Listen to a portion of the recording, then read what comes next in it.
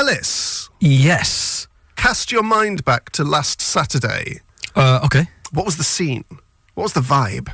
Well, we were doing this show, weren't we? Absolutely, we were. You look the same. Do I? Well, you've got a fleece on. No, but what was the vibe?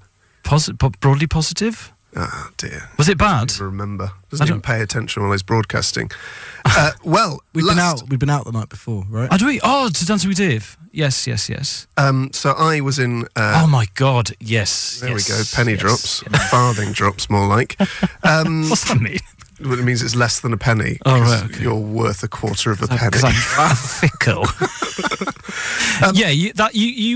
I've known you for 12 years, almost 13 years, and that is the worst hangover I've ever seen you suffer. And what was I doing straight after that, Elis? You went on a stag do to Oxford. I had to go on a stag do with a grade A hangover. Yeah. To Oxford, city of the past, city of learning, city of pubs. There's a Nero there. There's many. And a Starbucks. And 2 Pizza Expresses. And a Sports Direct. And what a city. So when I got there, my friends were on the 6th out of 12 pubs. Okay. And I couldn't really match them pound for pound, pace for pace. Oh, right. So I just had a couple of pints and then switched to water and just wanted the ground to swallow me up. Very unlike Robin. However, that was just the start of the story, because I woke up the next morning out of my University College dormitory. Sad. No. Yes, it's sad. Bedecked with snow. Yeah, but if I went back to Talabont, my halls of residence in Cardiff, as a 37-year-old man, it would be sad. Yeah, that's what is there in Talabont. Well, there's a shop. Well, exactly. So there was snow everywhere, and I hastened to the station to get the train home. Luckily, I did hasten, pounding a very treacherous pee in the heavy snow, and we got the last train out of Oxford before all the trains were cancelled. Last chopper out of Saigon? It literally was, mate. And then I was on various apps checking London transport, and all the trains back home from London had been cancelled. Alarm bells. Alarm bells ringing. I'm thinking there's a survival situation in the offing. So I see... But I've got a hangover. Bear Grylls never has a hangover. So I see that our train stops at High Wycombe, which is about half an hour's drive from me. So I think, well, I'm just going to get as close to home as possible. Yeah. I'll get a cab from High Wycombe. And I got out of the station. Ooh, no cabs there. Called a local cab company. We're not sending out any cabs, mate. It's Snowmageddon. Yes. Right? So I booked an Uber and...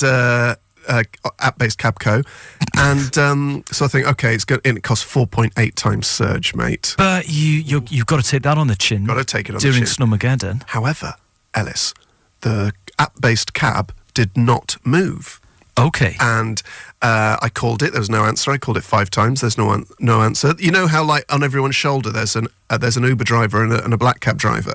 Yes. And the black cab driver is now on my shoulder, going, "Well, that's what you get. That's what you get with these drivers. They don't even know their way around London. It's all done on sat-nav." Exactly, which I agree with to an extent. The knowledge changed the shape of my brain. So eventually, I decided to take drivers, eh? take matters into my own hand. Yeah. And I walk to the Uber car, because I can see it on the map. Okay. And what do I find? 3 Romanian chaps trying to push a car up a hill. Oh. So I say, "Hey, I'm John, I'm your fare." And they say hello, and I help them push the car up the hill. You get fish to fry here, mate. Well, no, they were trying to get to me. Oh, okay. So we gritted the road. It was a very steep hill. How did you grit the road? Because they had one of those yellow gritting boxes. Oh, just nearby? Yeah, and they'd used it all Did up. you have a spade? Yes. In the box? Well, I didn't have a spade. They had a spade. Oh, they had a spade, okay. I was going to say, because you take survival seriously. You don't take a spade on a stag do. No. So we got the car up the hill. Incredibly treacherous conditions driving country roads back to mine. Yeah. Luckily, we were downhill, so we sort of slid back to my house, whereas other people were stuck the other way. I've said it before, I'll say it again. It was Snowmageddon. Yeah, when it was snowing, I live on a very steep hill, and me and a Polish chap, in fact, pushed cars up the hill for about an hour and a half. And I don't think I've ever felt as helpful in my life. Yes. At one point, the guy got out of the car to help another stranded person push their car, And they kissed and fell in love. No, and I said to him, I don't really think they know what they're doing, and also we need to get back before the snow. So we left them, so I got home. First rule of survival, leave other people. Well, it is actually. Is it? Well, it's one of them. Well, then I don't want to survive. Well, you won't. I'm glad. And I'll eat you. So we got home. Oh, it's a Sunday. Snowmageddon. John's got a gig in London, which he now physically can't get to. And what's on the telly at 1 o'clock? Oh, the UK Snooker Championship final with Ronnie O'Sullivan. Unprofessional. Best day of my life. You should have got a chopper to the gig. It went from the worst day of my life to the best day of my life, as I was literally snowed in. Yeah. With only access to a full beer fridge, which prolonged my illness, I would say, by another 7 days. Any food? Bits and bobs. I think I had some of those puffed corn things, which I like. And then Ronnie won, beat Sean Murphy, whom I do not like.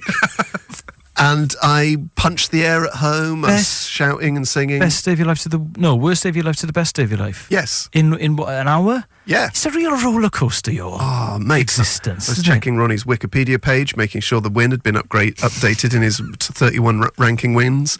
He's now, I think, that we can officially say the best snooker player of all time ever. Fact. Yes, I'd agree with that. And folks, believe it or not, more Ronnie O'Sullivan news coming up later. Radio X. Elis James and John Robbins. We were affected by the snow in South London where I live, John. Were you? But we live very close to a winter fun fair.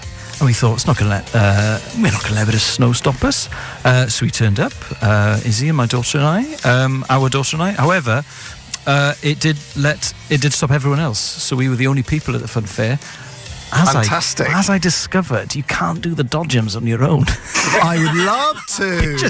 You're just driving around. Oh, mate. Bumping into stationary dodgem cars. There's a playground near my house that was totally empty on snow day, and I just went there on my own and pretended everyone had been wiped out by a nuclear event, and it was excellent. Did you sit on the swings? No, they would have been a bit cold. Sort of ran round. Did you go on the seesaw?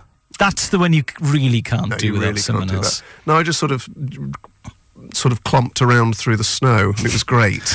I am not a big fan of fun fairs. And also checked on my elderly neighbour. That's good, because I think that the non-redeemable token system is a bit of a swizz.